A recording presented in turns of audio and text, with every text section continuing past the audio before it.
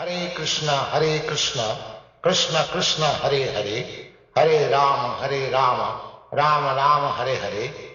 We left London in 1970, came to India in search of truth and a better way of life, a happier way of life. And here we met the devotees here in Jananivas. Actually, Jananivas met them at that time. And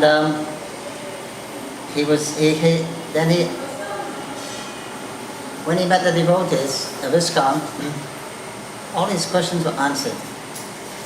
And actually, he came into the temple to purchase some books of Srila Prabhupada.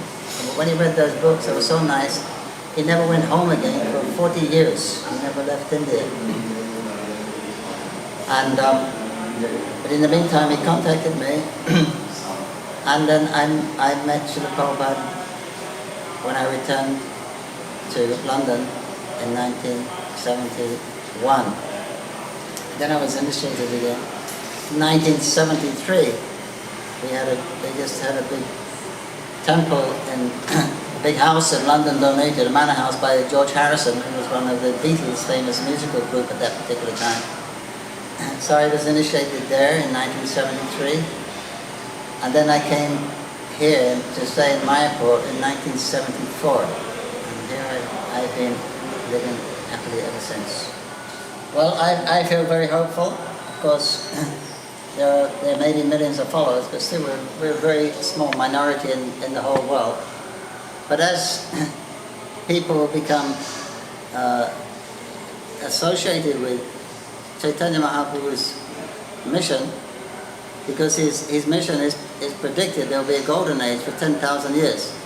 That this Sanatana Dharma will actually flourish for the next 10,000 years.